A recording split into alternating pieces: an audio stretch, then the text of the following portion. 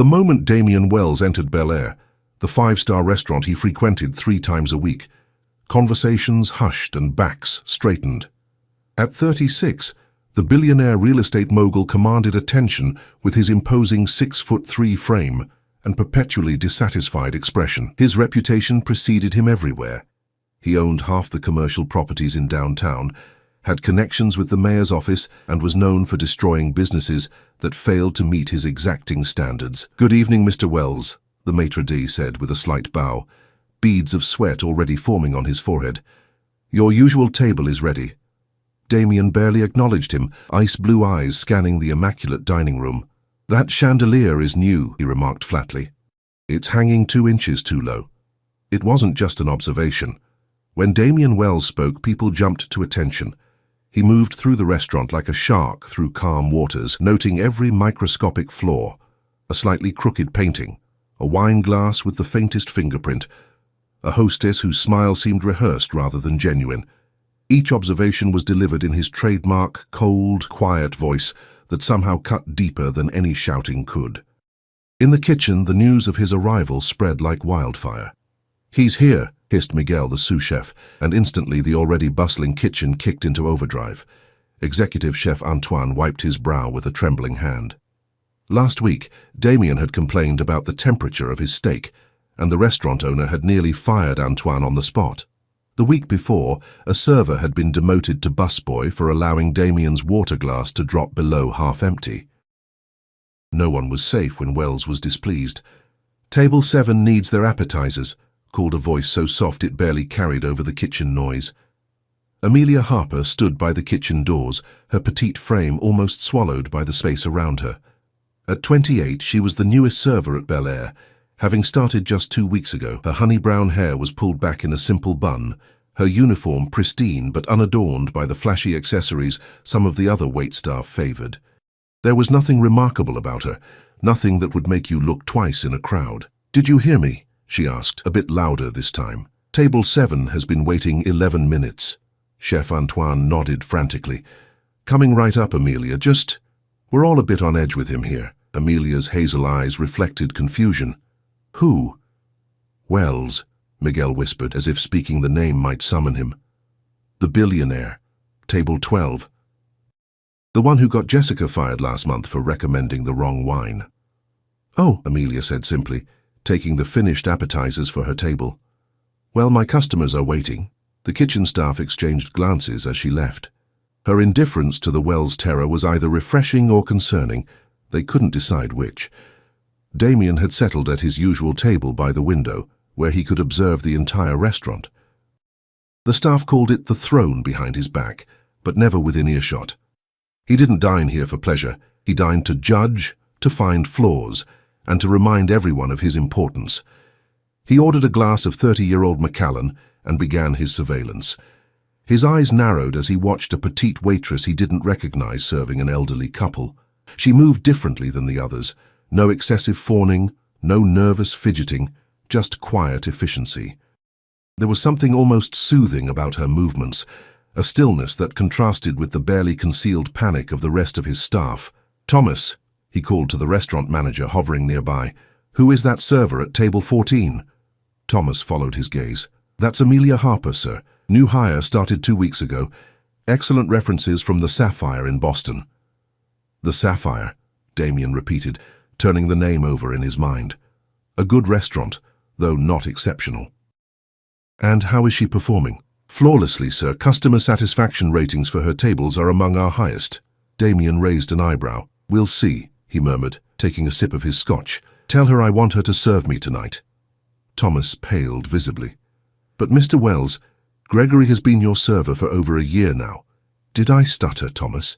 Damien's voice dropped to a dangerous whisper. "No, sir. Right away, sir." Thomas hurried off to deliver the news.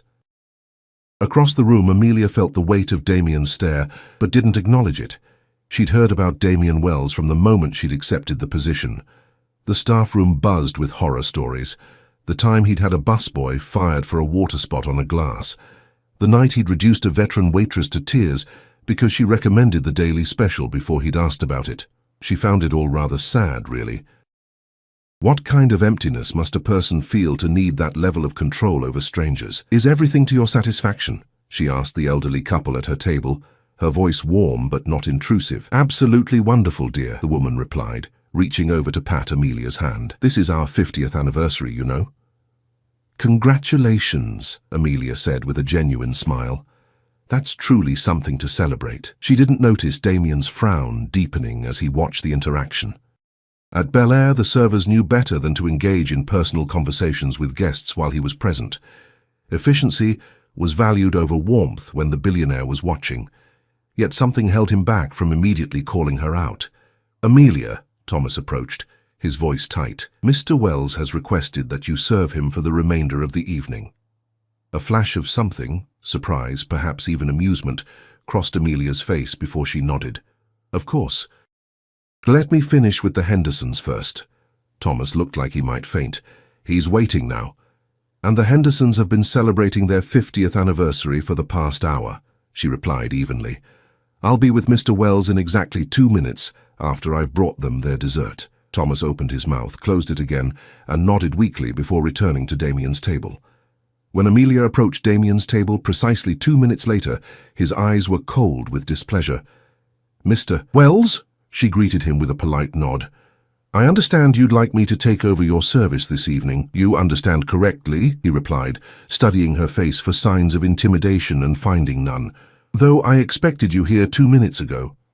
The Hendersons were celebrating 50 years of marriage, she explained without apology.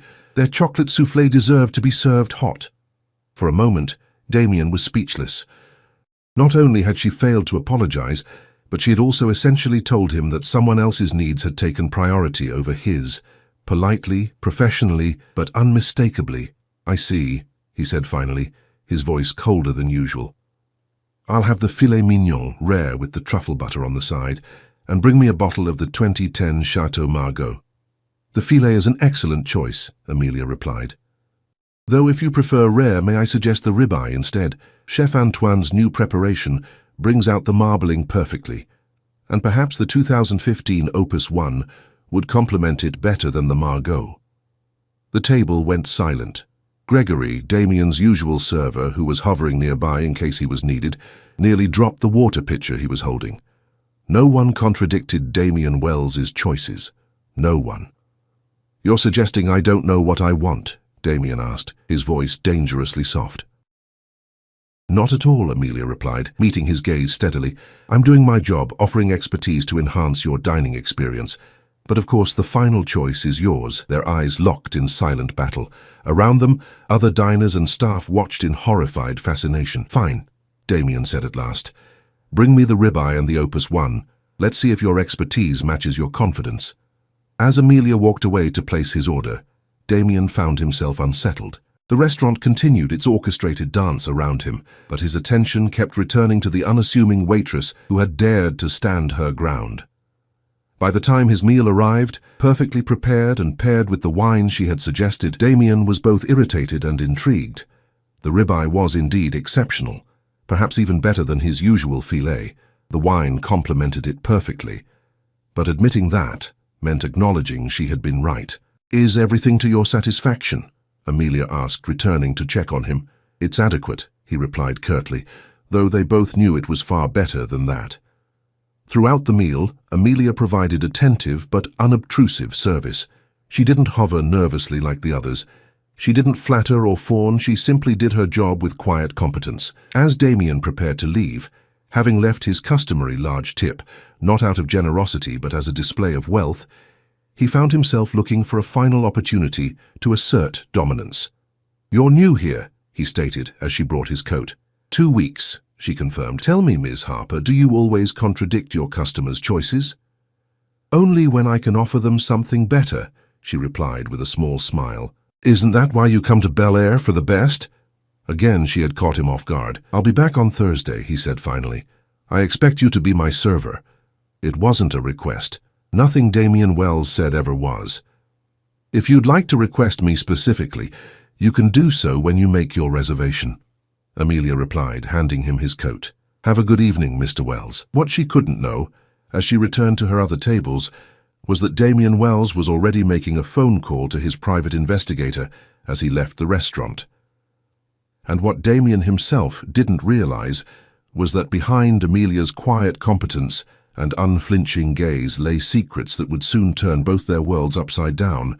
Amelia's small apartment was quiet, except for the gentle hum of her refrigerator and the occasional car passing on the street below. At 5:30 a.m., she sat cross-legged on her living room floor, hands resting on her knees, eyes closed in meditation. This daily ritual had been her anchor through the past 3 years, a practice that kept her centered when everything else had fallen apart. The first rays of sunlight filtered through her curtains as she opened her eyes and reached for the journal beside her. Inside were pages filled with neat handwriting, business plans and calculations. Dreams put on hold, but not forgotten. One step at a time, she reminded herself, a mantra that had carried her from Boston to this new life. She showered quickly, dressed in a simple blouse and jeans, and headed out. Bel-Air wouldn't open until 5 p.m., but mornings were reserved for her other job, the one that actually mattered. Across town in his penthouse overlooking the city, Damien Wells was already awake and reviewing reports. Sleep had always seemed like an inefficiency to him, a necessary inconvenience limited to 5 hours nightly. His morning routine never varied. Workout with his personal trainer at 5 a.m., breakfast at 6:30, always protein-heavy, no carbs, and work by 7. But today something was off. His mind kept drifting from acquisition projections and property valuations to the memory of steady hazel eyes that had shown no fear. "Sir?" His assistant, Penelope, stood at the door of his home office. "I have that information you requested." She handed him a folder, which he opened immediately. Inside was a background report on Amelia Harper, compiled by his private investigator overnight. "This is it." He frowned, flipping through the sparse pages. Born in Portland, degree in business administration from Northeastern, worked at the Sapphire in Boston for 3 years, moved here 6 months ago. There must be more. The investigator said she's remarkably unremarkable, sir. Good credit, pays her rent on time, no criminal record. She volunteers twice a week at the Hope Kitchen downtown. A soup kitchen? Damien raised an eyebrow. Helping the homeless? Yes, sir. Apparently she teaches cooking classes there. Damien closed the folder. Something didn't add up. A waitress with a business degree who could distinguish wine vintages better than he could and spent her free time helping the homeless? There had to be more to her story. "Keep digging," he instructed Penelope. "I want to know why she left Boston." He wasn't entirely sure why it mattered.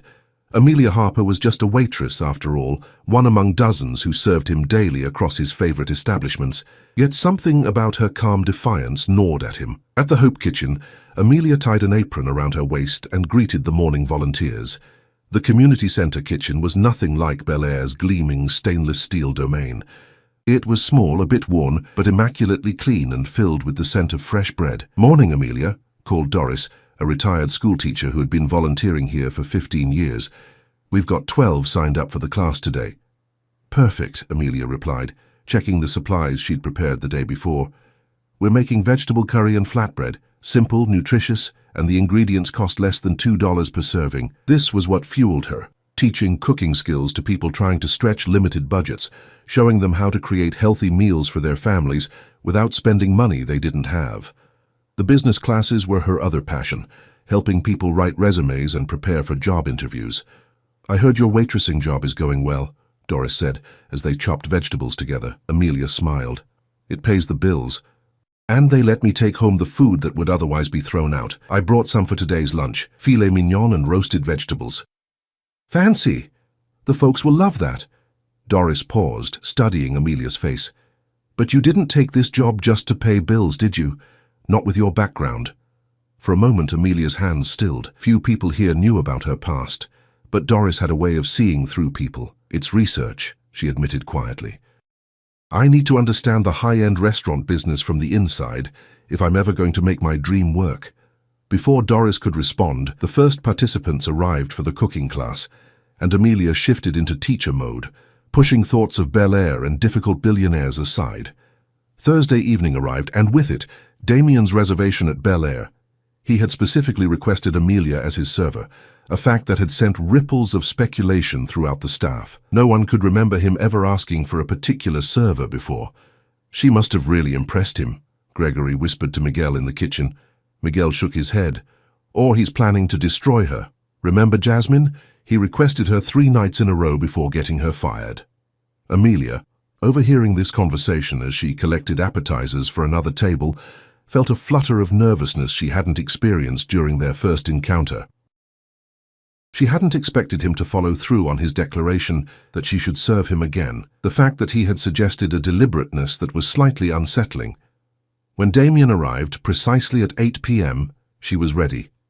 "Good evening, Mr. Wells," she greeted him, pulling out his chair. "Would you care to start with a cocktail this evening?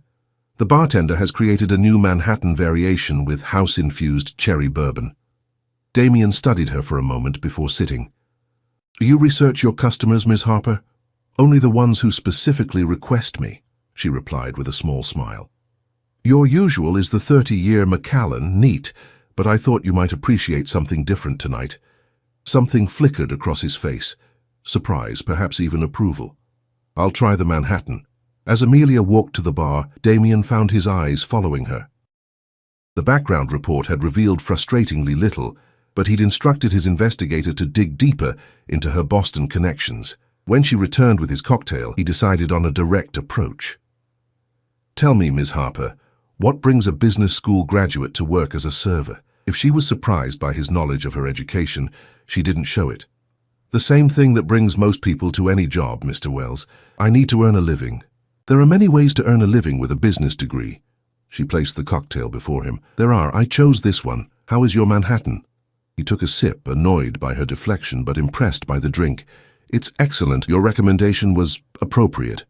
"I'm glad you think so." She handed him the menu. "Tonight's special is a duck confit with cherry reduction and wild rice. Chef Antoine has outdone himself." Throughout the meal, Damien attempted to extract more personal information from Amelia, but she deftly redirected each probe back to the food, the restaurant, or a polite inquiry about his own preferences. It was like trying to catch smoke with his bare hands. By dessert, a chocolate souffle that Amelia had insisted he try despite his usual avoidance of sweets, Damien realized she was the first person in years who had managed to frustrate his attempts at control. Most people were an open book to him, their desires, fears, and motivations transparent and exploitable. Amelia Harper, however, remained a closed volume. "Will you be dining with us again this weekend, Mr. Wells?" she asked as she brought his coat. "Sunday," he replied, "and yes, I expect you to be my server again." This time, instead of reminding him about the reservation process, she simply nodded. "I'll be here." As he left the restaurant, Damien was surprised to discover he was actually looking forward to Sunday. Friday morning, Amelia was at the Hope Kitchen early, preparing for the business skills workshop she led each week. She had just finished setting up when her phone vibrated with a text from an unknown number. "Need to talk. Important. About Boston. Ryan." She stared at the message, her heart racing. Ryan Bennett had been her business partner in Boston, and the reason she'd left everything behind. After 3 years of silence, why was he contacting her now? Before she could process this unexpected intrusion from her past, another text arrived. "Your billionaire friend is asking questions about you. Be careful." Amelia's hands trembled slightly as she deleted both messages. She had been so careful, building her new life piece by piece, staying under the radar. Now it seemed the past was catching up to her, from 2 directions at once. "Everything okay?" Doris asked, noticing her distraction. "Fine," Amelia said, forcing a smile. "Just a reminder about a shift change." But as workshop participants began to arrive, Amelia's mind was racing. How had Ryan known about Damien Wells? What exactly was Damien investigating? And most importantly, how much had he discovered about what really happened in Boston? The weekend passed in a blur of shifts at Billionaire, volunteer work at Hope Kitchen, and sleepless nights spent wondering how quickly her carefully constructed new life might unravel. She ignored 3 more texts from Ryan, each more urgent than the last. By Sunday evening, when Damien Wells arrived for his reservation, Amelia had made a decision. If he was investigating her, perhaps it was time to do some investigating of her own. The billionaire clearly had secrets too. No one became that wealthy and feared without them. two could play at this game. "Good evening, Mr. Wells," she greeted him with her usual professional calm. "I've taken the liberty of selecting a special wine for you this evening, a rare vintage from a small French vineyard that just arrived yesterday. I believe you'll find it illuminating." Something in her tone made Damien look up sharply. The Amelia who stood before him tonight seemed different. There was a new resolve in her eyes, a slight edge to her smile. "Illuminating," he repeated, intrigued despite himself. "That's an interesting choice of words. I thought you might appreciate it," she replied. "After all, isn't that what we're both after, illumination?" For the first time in their brief acquaintance, Damien felt like he might be the one at a disadvantage. The wine Amelia had chosen was exceptional, a 2008 Burgundy from a tiny producer that somehow balanced power and elegance in a way that left even Damien, with his extensive cellar and refined palate, impressed. "Where did you discover this?" he asked, swirling the ruby liquid in his glass. "A small vineyard outside Beaune," she replied, arranging his appetizer with precision. "The family has been making wine for 7 generations, but they produce only about 500 cases per year. Most never leave France. Yet somehow Billionaire managed to acquire some." "Not Billionaire," she corrected him. "I have a personal relationship with the family. I suggested it to the sommelier last week." Damien's eyebrows rose slightly. "Personal relationships with obscure French winemakers? You continue to surprise me, Ms. Harper." She met his gaze evenly. "Perhaps you should stop underestimating me, Mr. Wells." The challenge in her voice was subtle, but unmistakable. Throughout the meal, their conversation took on the quality of a chess match, each probing for weaknesses, testing boundaries, revealing small pieces of information while concealing much more. "You mentioned you've been in the city for 6 months, Damien said as he finished his main course. "Yet you only started at Billionaire 2 weeks ago. Where did you work before?" "I had other priorities when I first arrived," she replied, clearing his plate. "Would you like to see the dessert menu? You're deflecting again." A small smile played at the corners of her mouth. "Yes, I am." "Would you like to see the dessert menu?" To his own surprise, Damien found himself chuckling, an unfamiliar sound even to his own ears. "Yes, bring the dessert menu, and another glass of that remarkable wine." After Damien left that evening, having lingered far longer than his usual efficient dining style would dictate, Thomas pulled Amelia aside. "What's happening between you and Wells?" he asked, his expression a mixture of curiosity and concern. "No one's ever seen him like this." "Like what?" Amelia asked innocently. "Laughing, spending almost 3 hours at dinner, leaving a 40% tip." Thomas shook his head in disbelief. "The man is notorious for his 60-minute power meals and making servers cry." Amelia shrugged. "Maybe he just needed someone to treat him like a regular human being instead of a feared tyrant." But as she walked home that night, Amelia knew there was more to it than that. The game they were playing was dangerous, for both of them. Damien was clearly still investigating her past, and she was deliberately drawing his attention deeper, trying to control what he discovered while learning more about him in return. Her phone buzzed with another text from Ryan. "He's getting closer. We need to talk before it's too late." She deleted it like all the others, but sleep eluded her that night, as she wondered how much longer she could maintain this delicate balance. Monday morning brought unwelcome news. When Amelia arrived at Hope Kitchen, Doris met her at the door with a troubled expression.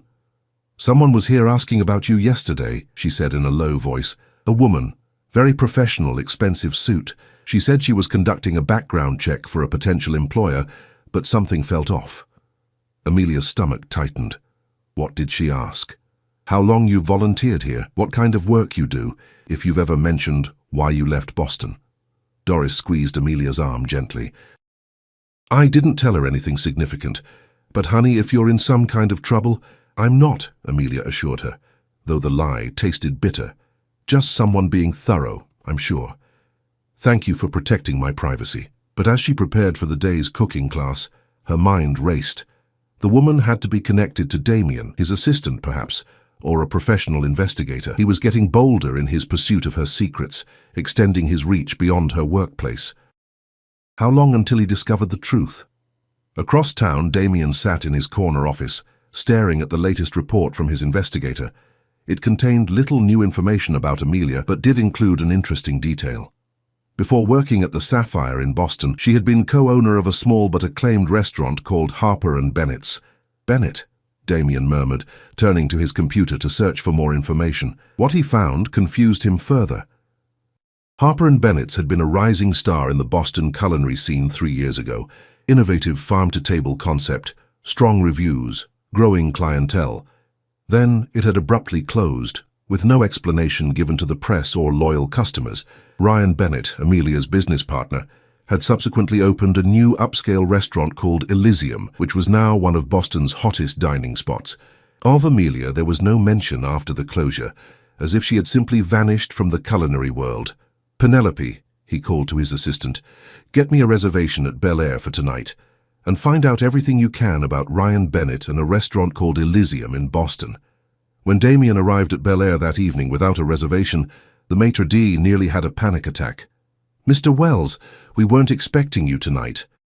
Your usual table is occupied, but we can certainly ask those guests to—" "That won't be necessary," Damien interrupted. "I'll sit at the bar." From this vantage point, he could observe Amelia as she worked. She moved through the restaurant with the same quiet efficiency he'd first noticed, but now he recognized something else in her movements. The confident authority of someone who had once run her own establishment. She wasn't just a server. She was studying the operation, noting details, assessing the business with a professional eye. When she noticed him at the bar, a flicker of surprise crossed her face before she composed herself and approached. "Mr. Wells, we didn't have you in the reservation book tonight." "Impulsive decision," he replied. "I found myself curious about something." "The bar menu?" she suggested, with a knowing look. "Or something else entirely." Before he could respond, her attention was called away by another server. Damien sipped his scotch and continued his observation. What had happened between Amelia Harper and Ryan Bennett? Why had their restaurant closed so suddenly? And why was she now working as a server when she clearly had the talent and experience to do much more? His phone vibrated with a text from Penelope. "Call from Ryan Bennett. Says it's about Amelia Harper. Urgent." Damien frowned. He hadn't reached out to Bennett yet. How did the man know he was investigating Amelia? He stepped outside to return the call. "Mr. Wells," came a smooth voice after the first ring. "Thank you for calling back so quickly." "Mr. Bennett, you have information about Amelia Harper?" "I do indeed. Information I believe you'd find extremely valuable." There was something calculating in Bennett's tone that set Damien's teeth on edge, but I prefer to discuss such matters in person. "I'll be in town next week. Perhaps we could meet." "Why would you assume I'm interested in Ms. Harper's past?" Damien countered. A soft laugh. "Let's just say I have my sources. And I know that Amelia has a way of captivating people. She certainly captivated me once." Something about the way Bennett spoke of Amelia, possessive, almost predatory, stirred an unexpected protective instinct in Damien. "I'll consider it," he said curtly, and ended the call. When he returned to the bar, Amelia was waiting with a fresh scotch. "Business call?" she asked. "Something like that." He studied her face. "Tell me about Harper and Bennett's." She went very still, only the slight whitening of her knuckles on the bar, indicating she was affected by the question. "You've been busy." "I'm thorough. Invasive, I'd call it." Her voice was soft, but edged with steel. "My past is my own, Mr. Wells. Not when it includes a business partner who seems very interested in the fact that I'm asking about you." Her eyes widened slightly. "You've spoken to Ryan. He called me. How did he know I was investigating you?" Amelia's gaze darted around the restaurant, as if ensuring they wouldn't be overheard. "Not here," she said finally. "Meet me tomorrow at Hope Kitchen, noon. I volunteer there in the mornings." "The soup kitchen?" Damien couldn't hide his surprise. "Yes, the soup kitchen," she repeated with a hint of challenge. "Problem with that?" "No," he said slowly. "I just wouldn't have expected a billionaire slumming in a charity kitchen." Her smile held no humor. "Worried about damaging your designer shoes, Mr. Wells." "Damien," he corrected her. "If we're going to discuss your mysterious past and apparently manipulative ex-partner, I think we can drop the formalities." Something softened in her expression. "Amelia, then. Noon tomorrow. Ask for me at the front desk." For the first time in his adult life, Damien found himself in unfamiliar territory the next day, both literally and figuratively. Hope Kitchen was located in a part of the city he rarely visited, a neighborhood in transition where new development butted up against areas still struggling with poverty and neglect. He had dressed down for the occasion, no suit, just dark jeans and a cashmere sweater, but still felt conspicuous as he approached the modest building with its hand-painted sign. Inside, the atmosphere was unexpectedly warm and inviting. The scent of fresh bread and simmering soup filled the air, and the dining area was clean and bright, with colorful murals on the walls. People of all ages and backgrounds sat at long tables, eating and conversing. "Can I help you?" asked an older woman at the reception desk, eyeing him curiously. "I'm looking for Amelia Harper." "Ah, you must be the mysterious Mr. Wells." The woman, Doris, according to her name tag, gave him an appraising look. "She's finishing up her cooking class in the kitchen, through those doors and to the right." Damien followed her directions and found himself in a large, well-used kitchen, where Amelia stood surrounded by a diverse group of about 15 people, all wearing aprons, and listening intently as she demonstrated how to properly knead dough. "The key is not to overwork it," she was saying, her hands moving with practiced skill. "You want to develop the gluten just enough for structure, but not so much that your bread becomes tough." She looked different here, more animated, more passionate than he'd seen her at Bel-Air. This was Amelia in her element, sharing knowledge, building community. It was a side of her he hadn't glimpsed before, and it fascinated him. As the class concluded and people began to clean up, she noticed him standing in the doorway. Their eyes met, and for a moment, neither spoke. Something had shifted between them, the game they'd been playing giving way to something more complicated. "You actually came," she said finally, wiping her hands on her apron. "I said I would." He glanced around the kitchen. "You're good at this. Teaching. Connecting with people." A small, genuine smile crossed her face. "That might be the first sincere compliment you've given me, Damien." "Don't get used to it," he replied, but without his usual bite. "Now I believe you owe me an explanation about Boston, Ryan Bennett, and why a woman capable of running her own restaurant is working as a server and teaching cooking classes in a soup kitchen." Amelia led Damien to a small office at the back of the building, closing the door behind them. The space was modest but organized, with a desk covered in neat stacks of papers, a bulletin board filled with class schedules, and a small window overlooking a community garden. "I come here to plan lessons sometimes," she explained, gesturing for him to take the chair across from hers. "It's quiet." For a moment she simply studied him, this powerful man who looked so out of place in her humble sanctuary. Then she took a deep breath and began her story. "Ryan Bennett and I met in culinary school. We were both ambitious, talented, and shared a vision of creating something different in the restaurant world. After graduation and 5 years working in other people's kitchens, we pooled our savings and opened Harper & Bennett's." She smiled faintly at the memory. "It was a dream come true. Farm-to-table concept, reasonable prices, community focus. We wanted to make exceptional food accessible to more than just the wealthy elite." "Hardly a profitable business model," Damien observed. "That's where you're wrong," Amelia countered. "We were breaking even by month 3 and turning a solid profit by month 6. We had write-ups in major food magazines, reservations booked weeks in advance. We were doing something that mattered and succeeding at it." Her expression darkened.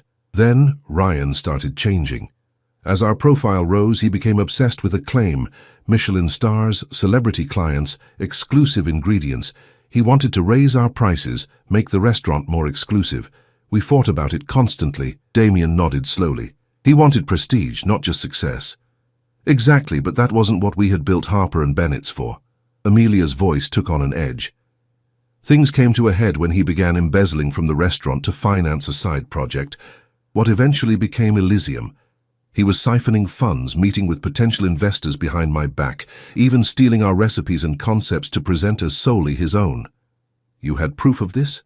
"Indisputable proof. Financial records, emails, witness testimony from staff who'd overheard his calls." She met Damien's gaze directly. "I confronted him. It got ugly. He threatened me. Said no one would believe me over him, that he'd ruin my reputation in the industry if I went public." "But you had evidence," Damien pressed, his business mind engaging. "You could have taken legal action." "I could have," she agreed. But Ryan had connections, powerful friends including food critics, journalists, and investors with deep pockets. His family has been in the restaurant business for generations. Mine was just me, a scholarship kid with student loans and a dream. She paused, collecting herself. I made what seemed like the best choice at the time. I agreed to walk away, to sell him my share of the business for a fraction of its worth and sign a non-disclosure agreement.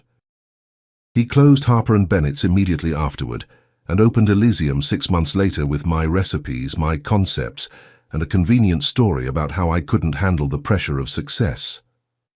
Damien's expression hardened. He recognized the tactics Bennett had employed. He'd used similar methods himself in business deals, though never quite so personally. So you came here to start over? Not immediately.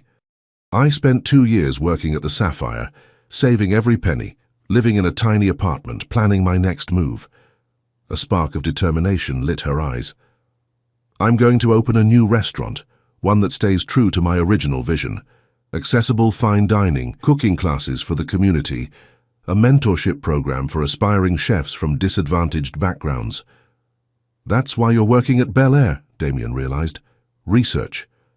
And at Hope Kitchen, she added. The community aspect is just as important as the fine dining element. I'm developing a hybrid model that can succeed both as a business and as a force for good. Admirable, Damien said, surprising himself with his sincerity. But why the secrecy? And why is Bennett suddenly interested in your connection to me? Amelia's expression grew troubled. The non-disclosure agreement expires next month. For 3 years I've been legally prevented from telling my side of the story, or using certain recipes and concepts that were rightfully mine. Once it expires, I'm free to compete with him directly. And he's worried, Damien concluded. Terrified, she corrected. Elysium's success is built on my ideas and he knows it. When he heard through industry contacts that you'd been asking about me, he must have panicked. You have the resources and influence to help me actually succeed. Is that why you've been playing this game with me? Damien asked quietly, hoping I'd become an investor in your venture? Her gaze was unwavering. No. I've been playing this game because you started investigating me without my consent. I needed to understand your motives before deciding whether to trust you with my story. And do you trust me now? The question hung between them, laden with unexpected weight. This conversation had shifted something fundamental in their dynamic, and both could feel it. I'm not sure, Amelia admitted. You're not exactly known for your compassion or fairness, Damien Wells. You're feared, not respected. That's a significant difference. Her honesty stung, particularly because he recognized the truth in her assessment. His reputation was precisely as she described it. He'd cultivated it deliberately, believing fear was more effective than respect in business dealings. Fair enough, he conceded, but I do value authenticity, and you've shown more of that than most people I encounter. High praise indeed, she said with a hint of her usual dry humor. Before Damien could respond, Amelia's phone buzzed with a text. Her face paled as she read it. It's Ryan, she said, turning the phone so Damien could see. He's in town. He wants to meet. Tonight. The message was worded as a request, but the subtext was clear. A threat lurked beneath the polite phrasing. You don't have to meet him, Damien said, surprised by the protective instinct that surged through him. Yes, I do. Determination hardened her features. It's time to end this, on my terms, not his. Then I'm coming with you. Amelia raised an eyebrow. Why would you do that? It was a fair question, one Damien wasn't entirely sure he could answer. Why was he suddenly involving himself in this stranger's personal drama? What had changed in the last week that made her problems feel important to him? Let's just say I'm curious to meet the man who thought intimidating you was a viable strategy, he replied, deflecting from deeper examination of his motives. In my experience, people who resort to threats typically have something significant to lose. That evening, they met at a neutral location, an upscale hotel bar downtown. Ryan Bennett was waiting when they arrived, his handsome face registering shock when he saw Damien accompanying Amelia. This is unexpected, he said, recovering quickly and extending his hand to Damien. Ryan Bennett. I'm a great admirer of your business acumen, Mr. Wells. Damien ignored the outstretched hand. Funny, I find your business practices somewhat lacking. Bennett's smile faltered. I see Amelia has been sharing her version of events. The truth, you mean? Amelia said, her voice steady despite the slight tremor in her hands. The NDA expires in 3 weeks, Ryan. I'm not violating it by discussing general facts. About that, Bennett leaned forward, lowering his voice. I'm prepared to offer you a generous extension. Double your original buyout if you agree to another 3 years of silence. Not interested, Amelia replied immediately. Don't be hasty. Bennett's smile turned cold. Your new friend here might be powerful, but I still have connections that could make it very difficult for you to succeed in this city. Damien had heard enough. Are you actually threatening her in front of me? Not threatening, Bennett backpedaled. Just being realistic about the competitive nature of the restaurant industry. Let me be equally realistic, Damien said, his voice deadly quiet. I'm now personally interested in Ms. Harper's success. Any obstacles you create will be met with a response that makes your petty intimidation look like child's play. I own the building where Elysium is located, Mr. Bennett. Did you know that? Bennett paled visibly. That's impossible. The building belongs to Westridge Properties, a subsidiary of Wells Development Group, Damien confirmed with cold satisfaction. I could double your rent tomorrow with a single phone call. You wouldn't? I absolutely would, Damien cut him off. But I'm offering an alternative. Sign a document acknowledging Amelia's rightful claim to the original Harper and Bennett's concepts and recipes. Release her from the NDA immediately. Issue a public statement clarifying her role in the success of your current establishment. Bennett looked from Damien to Amelia, calculation evident in his eyes. And if I do this? Then your lease continues under current terms, Damien replied. And I don't make certain tax discrepancies I've discovered about your business public knowledge. Amelia shot Damien a surprised look. They hadn't discussed any tax issues. He was bluffing, yet the confident delivery made even her momentarily uncertain.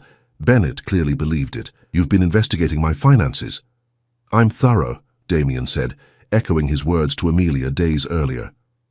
Do we have a deal? 45 minutes later, they walked out of the hotel with a signed agreement drafted by Damien's lawyer, who had arrived with remarkable speed. Ryan Bennett had departed, defeated and diminished, his carefully constructed narrative about to unravel. You didn't actually investigate his taxes, did you? Amelia asked as they stood on the sidewalk in the cool evening air. No, Damien admitted, but men like Bennett always have something to hide. The threat alone was enough. Thank you, she said quietly, though I'm still not entirely sure why you helped me. Damien considered the question seriously. Why had he intervened? It wasn't like him to champion someone else's cause, to put his own reputation and resources on the line for another person's battle. I admire your integrity, he said finally, and your courage. Standing up to me that first night at Bel-Air, refusing to be intimidated, it made me curious. The more I learned, the more I respected what you're trying to build. Respect, she repeated thoughtfully, not fear. Perhaps you've made your point on that distinction. 6 months later, Harper's Table opened to critical acclaim and immediate community engagement. The restaurant operated on a unique model: fine dining in the evening at accessible price points, community cooking classes in the mornings, and a training program for aspiring chefs from disadvantaged backgrounds. Damien had indeed become an investor, though a silent one at Amelia's insistence. This needs to succeed or fail on its own merits, she had told him firmly, not because of your name or influence. He had agreed, though his influence had been useful in expediting permits and securing the perfect location. Their relationship had evolved into something neither had anticipated, a partnership built on mutual respect and growing affection. As Damien took his seat at his regular table, no longer a throne for judging but a place to enjoy an exceptional meal, Amelia approached with a special bottle of wine. The 2008 Burgundy, she said with a smile, in honor of new beginnings and honest endings, he added, returning her smile with one of his own, a genuine expression that his business associates would have been shocked to witness. Around them, the restaurant hummed with life, diverse patrons enjoying fine food without pretension, staff who respected rather than feared their employer, a vision realized through perseverance and integrity. You've created something remarkable here, Damien said as she poured the wine, something that matters. We did, she corrected him gently. Some battles can't be fought alone. As they raised their glasses in a quiet toast, both recognized how much had changed since their first encounter. The arrogant billionaire had discovered that respect yielded more satisfaction than fear. The shy waitress had reclaimed her rightful place and vision. And together, they had found something neither had been looking for, a connection built on seeing the truth in each other when everyone else had missed it.